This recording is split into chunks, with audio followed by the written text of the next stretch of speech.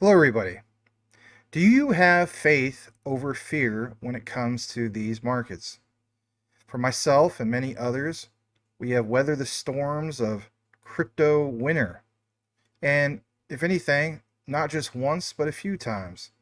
There's a few guys that have experienced multiple markets, both bear and bull. But for me, when I recognize what Stellar is going to do for the future, I look at the current market that we're all in right now and say to myself, I count my blessings, I count them one by one. Let's see the research that we have and see where it's going to go in the future. Is it really worth accumulating these assets at rock bottom prices? Or is this all just going to go to zero? So without further ado, in this outline, stick around to the end because we're going to get into some of that nitty gritty, explaining just how Stellar will not only do a lot when it comes to digital assets for the future, but more particularly, tokenized bonds. So let's go ahead and start the outline. If you appreciate this coverage, like as the saying goes, it does trigger the algorithm. All right, here you go. Let's start off with this. And this is something that kind of flew under the radar. There might have been other content creators talking about this, but I'm not going to just give you what everybody already has given you. I'm going to elaborate on it. I'm going to connect some things. And also, there is an unlisted Banque de France video segment that you want to stick around for.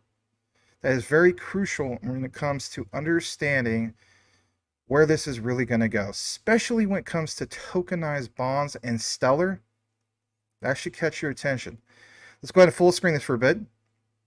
You'll see that Stellar announced, at least on June 24th, that they are welcoming what is referred to as Taurus HQ. Who are they? They're a full stack of digital asset solutions, custody, tokenization, and node infrastructure, asset agnostic, Europe's #1 technology provider for banks and, of course, corporates.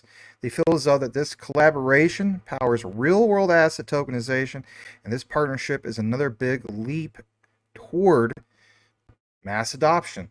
Love how that sounds, right? But getting more into it, it takes you to the Taurus listing, or posting, I should say, on X.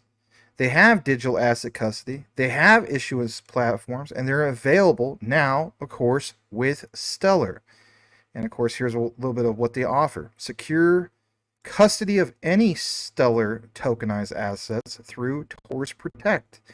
And again, I love these statements. Asset agnostic issuance on Stellar via Taurus Capital.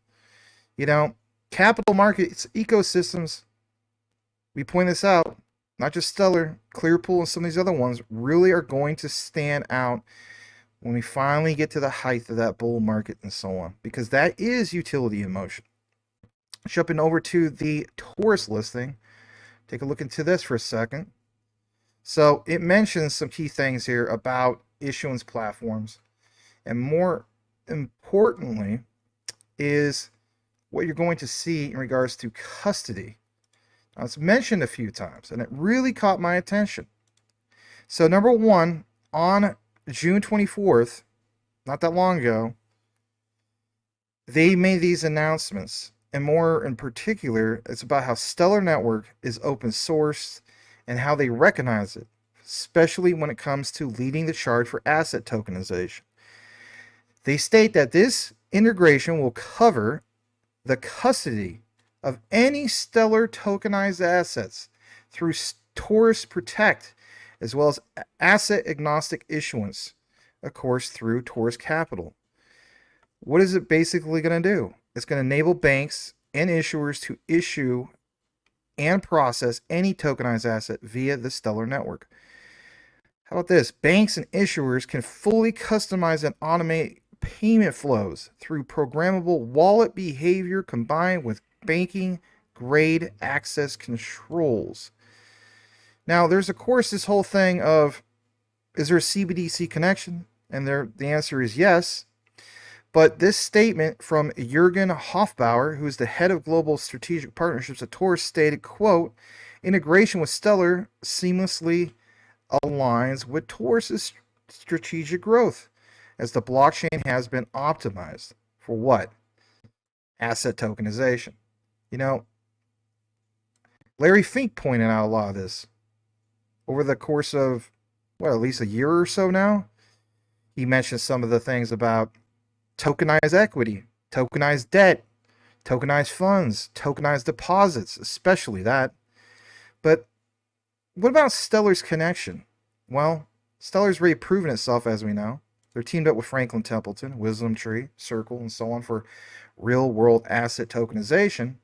But as I jump more into this, I discovered from a thing called the Block about what really is going on in the background. And again, some of these things have flown under the radar, at least in my opinion. So let's take it to here. Let's blow it up a little bit. Deutsche Bank-backed Taurus expands digital asset custody. Now, again, Deutsche Bank, okay? Think about that for a second, all right? You know, we are talking about Deutsche Bank, and we're also going to talk about Banque de France, all right? So it goes more into detail about custody and basically understanding the bigger picture when it comes to, you know, like some of these other things about asset custody and the protection of that. But the other thing is how Taurus currently supports more than 20 public and permission blockchains. You might not even know who they were. And it does it via its digital asset custody product. Its tokenization service supported Ethereum and even Tezos prior to that announcement. All right, so I'm going to jump over to here, and you guys have seen this kind of like in the news for the most part, but it's in regards to Hyperledger, and more importantly, cacti, okay? In this outline as well, let's connect this to everything we're talking about. You're going to see here that there were some announcements, you know, and shout out to people like Tokenized and so on. He's really gotten into the nitty-gritty about this as well. But it was a big announcement because when we talk about Stellar, we talk about those bridge, you know, on and off ramps and so on. So let's full screen this. And basically, like it says, developing the Stellar connector. Don't forget this statement because I'm going to show you a video about this, why it's important. So it is these connectors, and if anything, like the importance of interoperability. And while this is not a quant segment, you know, there's going to be some things referenced here in regards to, you know, SATP, which is Secure Asset Transfer Protocol, and some of those connections obviously to, you know, the likes of quant. So they had this collaboration, and with that said, they had a common goal in mind. What was that? Well, remember Sorbonne? Yeah. They started to develop with Stellar connector to support Sorbonne. And as we know, that's of course Stellar's premier smart contract platform. Here's some of the aha moments for you. By integrating Sorbonne, they aim to bring Stellar's capabilities into the Hyperledger cacti ecosystem. But how so? Well, there were steps involved. And it enabled a wide variety of use cases to be built on Stellar, the connector, and smart contracts. This initial focus on Sorbonne was crucial, according to them, and it showed that they could demonstrate the potential of integrating Stellar with cacti and pave the way more towards what is called advanced use cases. Now, that's what I want to talk about. Some of these advanced use cases. So I'm going to jump over to here, and I already fast forwarded to this key thing because some people want to hear it from the horse's mouth. So this is Cheesecake Labs, and of course, you know, in connection with Hyperledger cacti. But on this screen, let's go ahead and blow it up a little more before I play this. You're going to hear this gentleman talk about specifically the multi-network integration. You're going to see, or hear, I should say, him specifically mention Stellar. But what's really cool is understanding that, you know, Stellar with Sorbonne has tools, and those tools obviously enhance, like it says here, seamless transactions. across different blockchains, demonstrating multiple capabilities and whatnot. Why is this so important? Well, it's being able to have all of this ready built. That's the key takeaway I want you guys to have. Is it seems like it's doom and gloom across the market. You got to appreciate that Stellar took the liberty to build these tools before we get to mass adoption, because you never want a case of, oh no, we're going to test it when it's live, and we're going to hope for the best. Don't work that way. That's not the way to produce a proper product. Okay, so I'm gonna go ahead and play this. It's not long at all, like literally it's about a minute. Listen to what this gentleman has to say. Here we go. And another good thing about Cacti is that we don't need to stop there, right? We are connected with Stellar, like from Hyperledger Bezu to Stellar, but we can do multi-network. So we can connect Bezu to Stellar, to Polygon, and to a bunch of other networks. So Cacti allows us to do that, having a single source and multiple exits and multiple representations on different networks. So again, with the same infrastructure, imagine that we have Stellar plugged here. We can have Polygon, for example, plug it into the same assets on the Bezu network using the Cacti solution. Lots of layers, lots of information, but hope that picture a picture on how powerful Cacti is. Like, it's very, again, it has no limit in terms of what you can achieve with Cacti, because it's very extensible, it's very pluggable, it's made of pieces. So there are a few things happening on the short term. So the connector will go live to the main branch, right? So everyone can start contributing to that connector as well. We are launching a bunch of articles on how to use and how to implement using the connector. And we're hosting a webinar in the next couple of weeks with the developer who implemented, so that we can have a Q&A session if anyone has any questions on how to implement on this. And we're looking for a real-world use case. Like, we want to implement this in production. So anyone who has an idea on how can we explore this and deploy this to production, we're open to have this conversation. So thanks so much. Yeah, it's great to see some of this. You know, again, a little bit more support, more chains, more interoperability. All these things are positive for, you know, the bigger picture moving forward. So something I want to point out, okay, let's get back on the subject in regards to Hyperledger and whatnot. You know, it has been pointed out, some people feel as though that, like, IBM and Stellar, it doesn't exist. I don't know where they're coming with that. That partnership has always been just as strong as it was a few years ago as it is now. Here's a particular update in regards to that. So let's get into that as well. This is cool. So securing and scaling out regulated digital assets, currencies, and of course networks. You know, basically speaking, it's like understanding that, yeah, there's some platforms that exist here, there's some banks that exist here. So it's a technology perspective. You see IBM research, literally, but who's the connector? No pun intended, Hyperledger Fabric. So they had this innovation tour by IBM using Hyperledger technologies. It was basically July 1st, only a few days ago. It happened in Zurich, Switzerland. They have a synopsis about, you know, the cutting edge products, but basically it's simply like this. Cutting edge technologies for tokenized assets, currencies bringing together Hyperledger projects. Hyperledger Fabric, Token SDK, which is software development kit, Smart Client, of course, Cacti. You saw the gentleman basically mention Cacti. But guys, look at that, IBM products. Now, what about Banque de France? Well, Banque de France will be co-presenting with IBM and the what? The DL3S platform. Don't forget that. It's going to make sense here in a bit. But it's a platform that's based on open source projects IBM has contributed to and basically saw evolve. Is it full stack? Yes. They have offerings for central bank digital currencies, retail, and wholesale.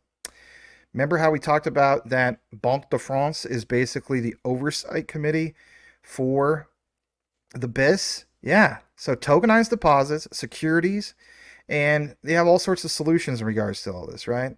Another thing I thought was really interesting about all the FUD about people saying that, you know, or not IBM, but, you know, Stellar is going to have a scalability problem. You know, they're not going to be able to do it, get the job done with, you know, only like, was it 1500 TPS? Well, look at this, highly scalable framework for distributed or centralized ledger technologies based on Hyperledger Fabric and basically being able to reach 100K plus TPS for payment transactions with, of course, privacy and interoperability mechanisms, of course, with IBM Stack. That's awesome. Now, some people also point out, well, IBM, they're partnered and so on, but that doesn't mean they have a crypto service. You sure about that? Secure custody infrastructure based on what? IBM Hyperprotect crypto service. So, I mean, it's all there, you know? It has always been on there, and it's nice to get, what guys, an update in regards to this. So don't forget about DL3S. We're going to talk about that for just a brief moment. I've gone ahead and fast forward to this. Why? Because I want to point this out. Interesting things happen in the background that a lot of us are not aware of when it comes to retail narrative. Found this for you guys. Thought I'd bring it to all of us are part of this community and so on. By all means, share with other communities. I'm not going to be that type of researcher, be like, you can't do that. So I want to point this out as well. And yeah, I'm going to full screen this. We'll play the video here in a second, but basically, look how it shows this. It's unlisted. This was back from December, but it's going to pound home these connections. How so? Well, you're going to hear about it. Cash on the ledger, atomic settlement, Banque de France's DL3S, which is Banque de France's CBDC solution for ECB exploratory work on wholesale settlement. Huh. Okay, where's Max going with this? Well, listen to what they had to say. I'll pause it when I feel as though it's the part that needs to be paused, and we'll come back into this. All this is going to make sense. Stay the course to the end of the video.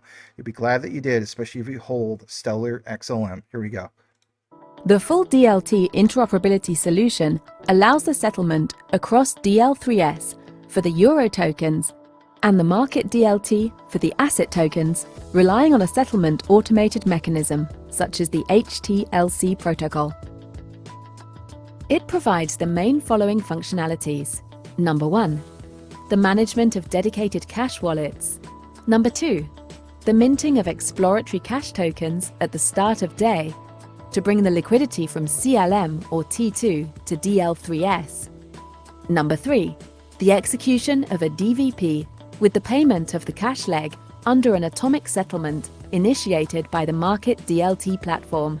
Here, relying on a settlement automated mechanism HTLC, it allows the payment by payment banks on DLT or by their clients through the dedicated cash wallets of RTGS participants, the only ones that are allowed to hold a dedicated cash wallet. Number 4, the burn of exploratory cash tokens at the end of day to bring back the liquidity to T2 or to CLM. First, let's start with the dedicated cash wallets management. The exploratory cash tokens used for cash payment are held in dedicated cash wallets. The management of these dedicated cash wallets allows the opening and closure of dedicated cash wallets, the initiation of exploratory cash tokens transfer and redemption operations, and the visibility on balances and transactions history. As a payment bank under the jurisdiction of a national central bank willing to use exploratory cash tokens to buy tokenized securities, I have to ask my national central bank to open a dedicated cash wallet for me on DL3S. Once my dedicated cash wallet is opened, I can have access to my wallet's information through the user interface, and my national central bank can supervise what I have on my wallet as well as the operations I initiate. There's more to it than this, but the point is some of what you heard there. So, even with like the quant coverage, we were talking about the RSN, Regulated Settlement Network. We were talking about that universal wallet. So all these things are now coming into fruition because of the networks that they're connected to. And the other statement about in regards to, some of that cash, like at the end of the day, taking it and burn it and so on. That sounds crazy with traditional cash, right? It's like you're not going to really do that. If anything, if the Treasury wanted to get rid of old cash, from like the 1900s and so on, eventually banks would just pull that in and they want to, put it into circulation. I guess they would destroy those particular banknotes and so on.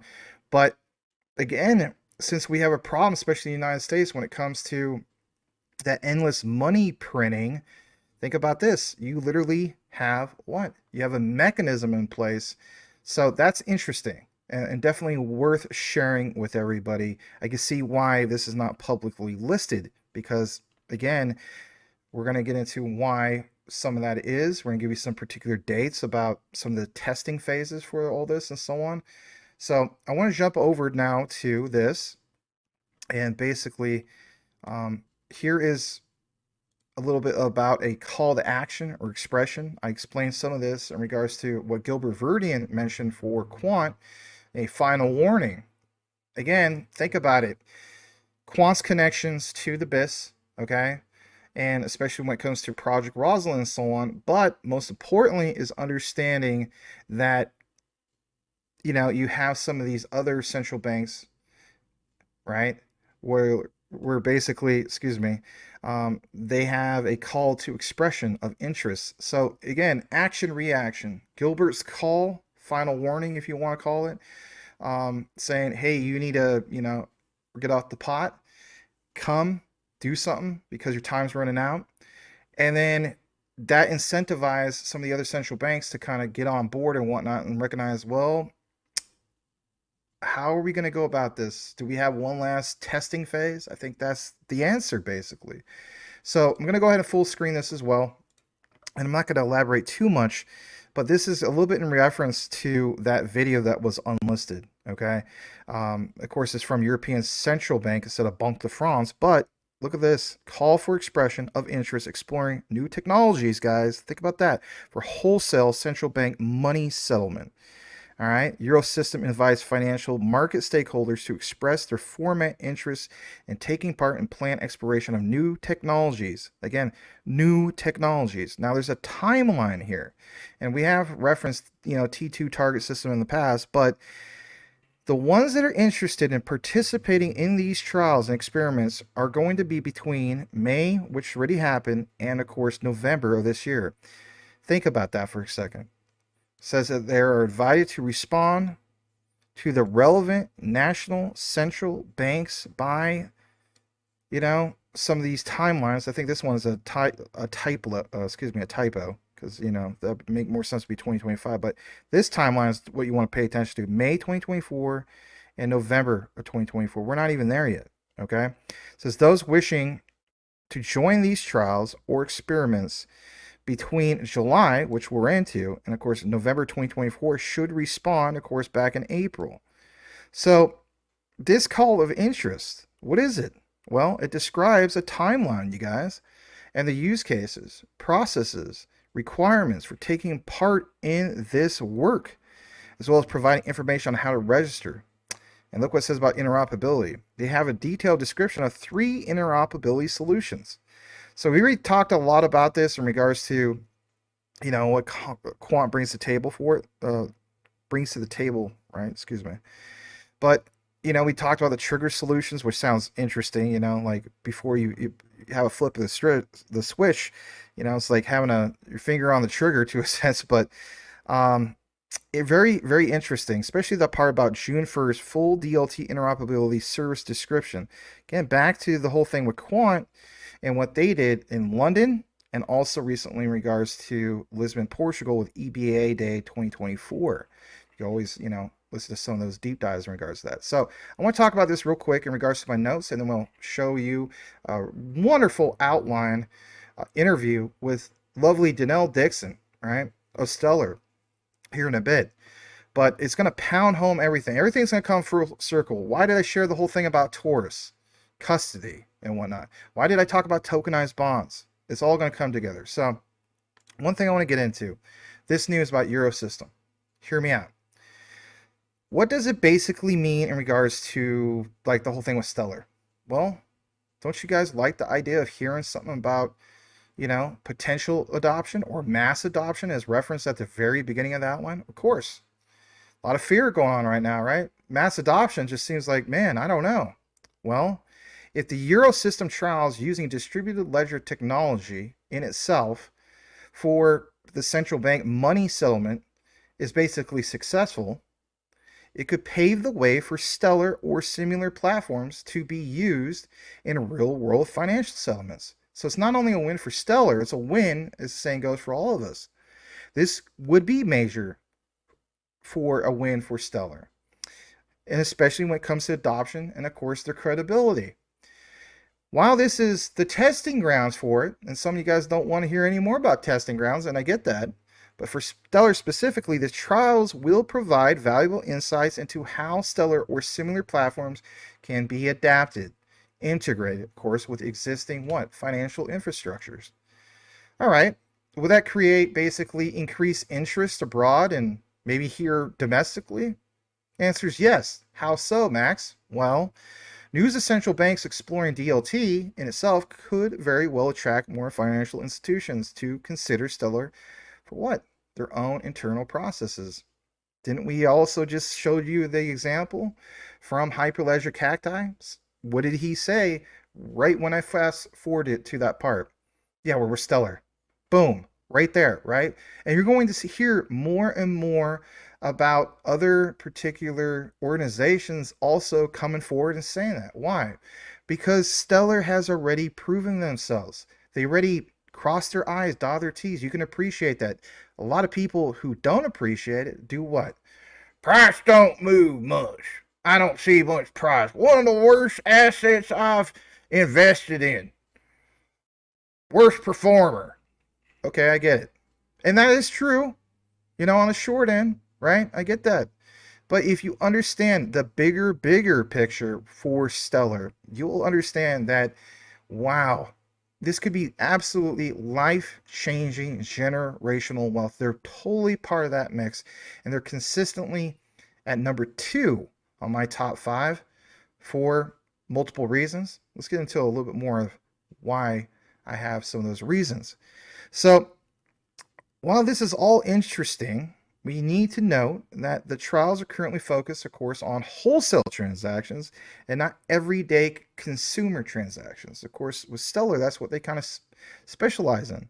So how do you really have a connector when it comes to all this? Great question. While the Eurosystem hasn't explicitly mentioned Stellar, their focus basically is on DLT, but it does open the doors for Stellar and other platforms.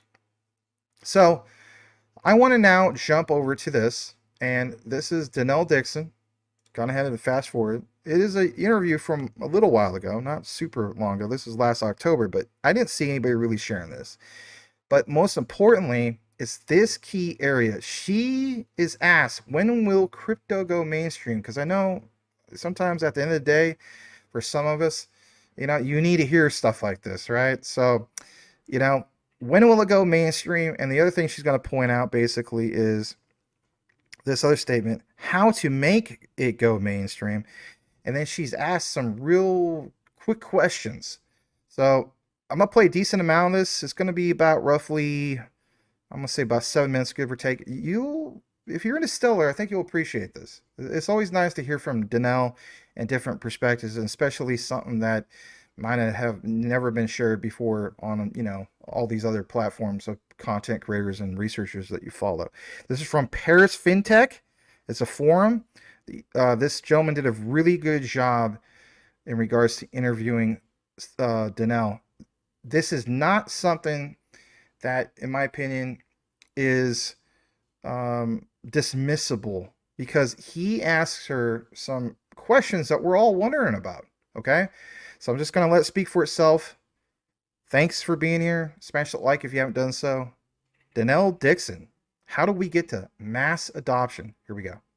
Now, there's still money that exists in the ecosystem to fund innovation, and I see more players really be interested in funding that innovation, which is always a good sign. So even if the numbers stay low with respect to the tokens, and I know that's really, really important to lots of folks who spend time here, what I want to see is a continued focus on innovation and creativity, because that's what we need to see. It's the same thing that sort of happened at the dot-com bubble, where there was so much attention put and a lot of valuations that went really high, and then money sort of dried up, right? We're not seeing the money dry up here. We're seeing that there's a little bit of holding back on it, but I do think that the way that we come out of this is actually by demonstrating the value that blockchain has to offer. I think that, our relationship with MoneyGram and the SDF and what we've created on these on and off ramps globally is one of the things that really shows that this is actually changing the financial ecosystem and changing the global financial system in real ways, where you can bring those billions of folks who don't have access to right now the financial system that we have access to, bring them into it using digital technology. So I do think that's what's going to happen, and I think it'll start to happen. You'll see more and more come out of it by the end of the year. But for now, it's still a very small fraction of, you know, the broader financial system. So my question to you would be, when do you think the digital assets are going to be mainstream, are going to go mainstream? Is it when the US and EU, you know, central banks start issuing central bank digital currencies or CBDCs? Is it when you can open digital asset accounts with legacy banks, or send money using stable coins with, you know, whether it's JP Morgan or HSBC or whatever the case may be? At what point can we say, okay, this is now mainstream? First, I think that we need to have, and this may seem like a simple thing, but UX designers and folks that are really focused on making it very simple for consumers. That has not historically been the focal and the attention that we've actually had in crypto. A lot of it's been on the technology. And what we really need to do is make it simple. It's the same thing that happened in the early days of the web. Once you made it really easy and comfortable for users to be able to use the web, they did. And so we need to make it simple. The second thing is we need to focus on the problems. And a lot of that has not been our focus, because there's been so much fun and innovation happening. But when you actually are solving problems for humans and for businesses, it actually makes it so that technology becomes undeniably interesting. And so I already see momentum in there, but we need to demonstrate how blockchain and crypto are solving real problems that exist for humans and businesses in the world. And then the third thing, I think, is we do need to see governments be more accepting and governments start talking more about it. We're already seeing that happen in Europe and in the United States. You know, I know that the space that just happened and in terms of these challenges that just arose in crypto, it takes us a few steps back. But we're already seeing tons of momentum where there's a focus there and there's an interest there. And so I think that actually pushes us more towards becoming more and more mainstream.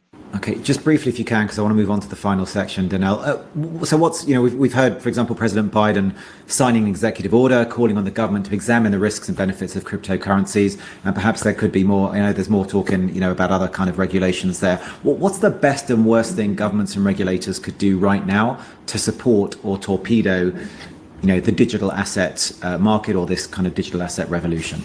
I think the worst thing that governments could do is to focus on the technology and try to regulate it differently than any of the other markets they already have. It is not about the technology. It is actually about the activity. And I think what we see sometimes is regulators who are so consumed by the technology and the differentiation there, they sort of think it needs to be in a different bucket. And that is the worst thing that regulators can do.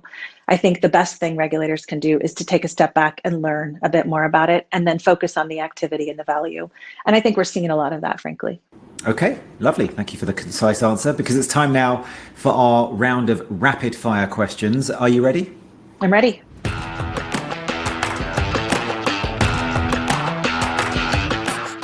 Okay, great. So we're going to have 90 seconds and just one word answers is ideal. And I'm going to start my clock in just a moment. Okay, so Danelle, what fintech segment has the biggest potential over the next 5 years aside from yours?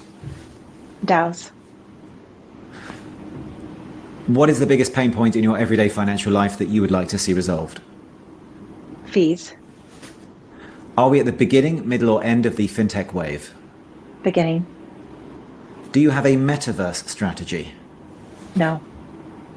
Have EU and US regulators kept pace with all the changes that we've been seeing in the financial industry? Yes. How would you describe NFTs? A scam, B, an interesting concept, or C, part of the future that we don't want to miss out on? C.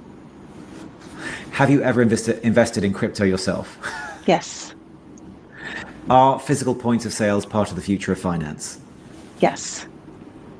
Out of 10, which of the following is the most likely to happen in the next 10 years? That one of the neobanks will be as profitable as a top-tier legacy bank? 6. CBDCs become a mainstream reality in the US and EU, or EU? And I say 7. You'll be able to open a crypto account at a top-tier bank? 10.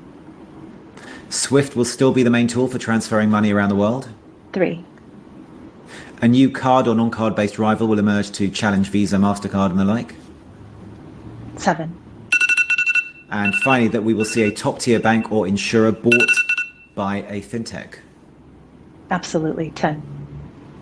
Okay, wonderful. So we got through all of them. So you are in equal first place. I know you're competitive, but we are out of time for that round and also for our conversation. So just want to thank you again, Stellar CEO Danelle Dixon, for joining me today. Thank you so much. Thank you for having me. All right. Obviously, nice to share that with you guys. You know, that's it's nice to have perspective. You know, it's nice that she's answering some of those questions that even us in retail, let's be honest, it's on our minds, right? I'm going to share this other thing with you guys to connect and wrap this up, because we did talk about bonds. So a little bit back to the whole thing from Banque de France, right? So what exactly is this? This is from Ledger Insights. We cite them quite often. And this is a recent report, okay? June 26, 2024.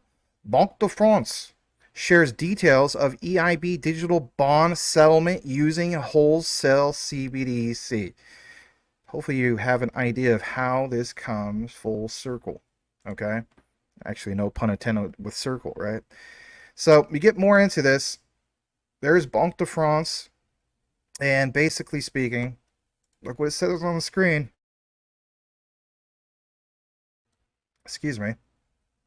Been more than 18 months since European Investment Bank EIB issued its 100 million in euro digital bond on the permissioned Goldman Sachs DLT infrastructure, you guys, which is called GSDAP. Hence, it seems pretty late to publish a report on Project Venus. On the other hand, it's timely because Project Venus used Banque de France's DL3S network for a wholesale central bank digital currency settlement. And it goes on to mention that the same solution is currently being used in the European Central Bank wholesale DLT settlement trials. Again, back to everything about this particular timeline. As I get more into this, I'm going to share another thing with you guys. So this part, you know, I'm not going to get into the deep dive about Project Venus. I might in the future, you know, with maybe quant coverage, but both the central banks of France and basically also Luxembourg operated the DL3S network during the issuance, with each central bank only seeing the transactions of its local participants. The EIB is headquartered in Luxembourg, which was the jurisdiction of the bond issuance. Now, a little bit more about this. What about issuance? What about distribution? Great questions. The process had two main steps. The digital bond issuance, basically to lead the bank, and distribution to investors. Before the issuance, Goldman Sachs had a pre-fund via Target 2 payment system. Remember how we were talking about that a little bit earlier?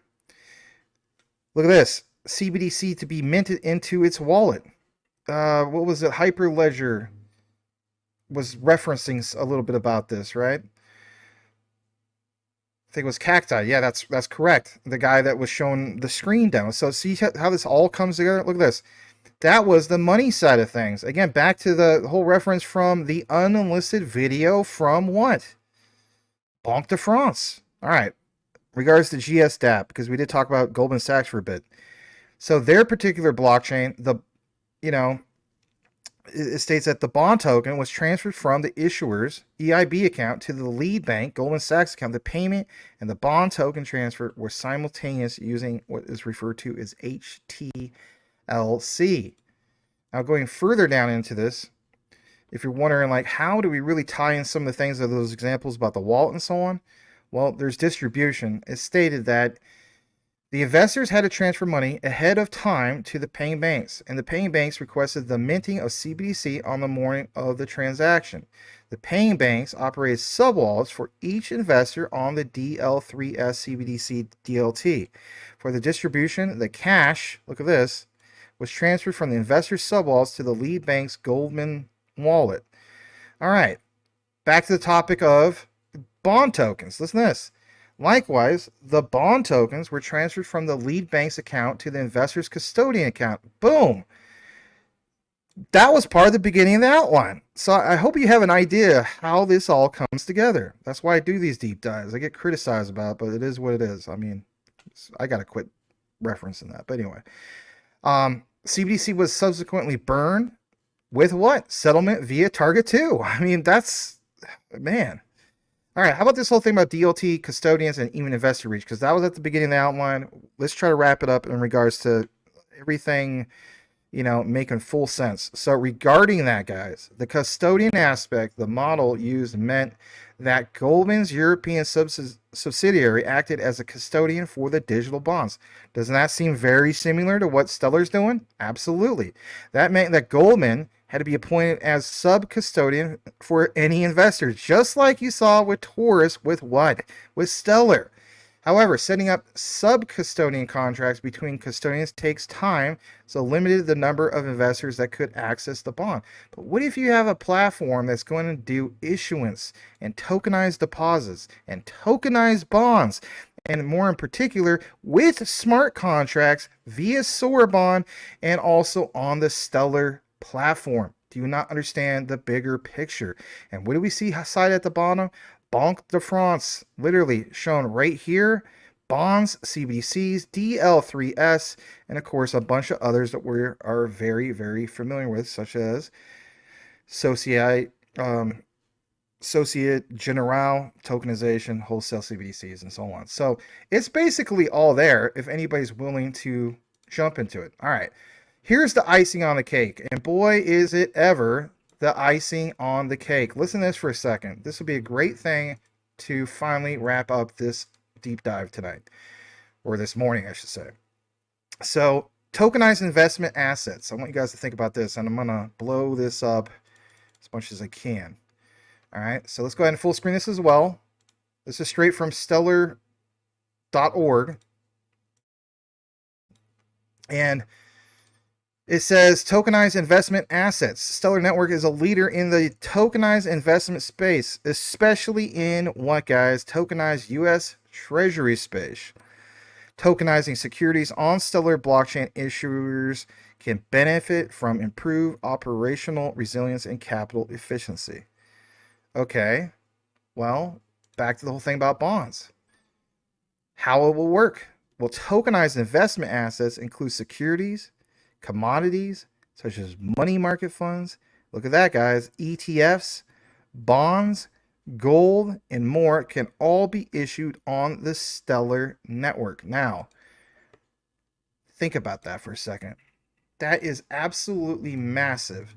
For one, you hear about a talk of an ETF, and I understand that's a very buzzing type of thing to see, but I'm telling you flat out, you have now a timeline that we've seen in this outline, and that timeline ends November 2024. Now, 1 year from that will be the mandate, ISO 222 full mandate. Now think about this, entering into 2025, I think you're going to see great examples of smart contracts finally kicking in, all right? And that will lead to my next deep dive. Not exactly the one after this, but my future deep dive is, will Stellar outperform, yeah, that's right, Solana, because it provides a different element and it is a different player come to the table when it comes to smart contracts. This is why I point out in the past that Stellar will come for the throat of Ethereum, but we're going to also talk about how it's really coming hard, and it will have its day. So hopefully you guys will look forward to that in the future. I just want to state this. Thank you so much for tuning in, and I hope everybody has a blessed weekend. Smash a like on your way out. Take care, everybody. Over and out. Some of you guys ask what cold storage solution I use. I use this, and it is the Decent wallet. All right. I also, of course, have a ledger like this. All right. You can get a discount basically from going into the affiliate link, which is in all the live video descriptions and recorded and so on. And for the yahoos that are out there, they're like, this is just a shield. And, you know, Will Fix pointed this out, and it's a great point. Were you aware that you don't necessarily get a discount link just going straight to the site? No, you actually have to go through a platform like this. So how cool is that? You know, I don't think anybody's complaining about that. But anyway, use the link, get a discount. There's another one here. If you're the type of person you want to get one for you and your, you know, significant other, you can get 2 of them. They actually have another promotion, which is this, and I think this is cool. You can get an all-in-one card wallet plus backup card package. Interesting. I thought that was cool. And again, one of the main key things I like about the Dixon wallet is not having to do the red tape of, you know, jumping through all the hoops for XDC and the custom folder. I mean, Edward Vincent can vouch on that. Some of you guys can too as well in regards to Ledger. That was a pain in the butt. You don't have that problem.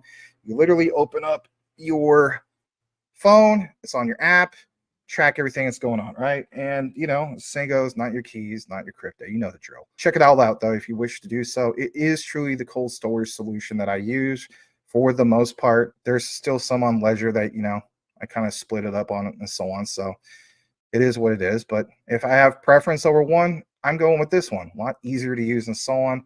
And some people, even to this day, still ask me which one to use.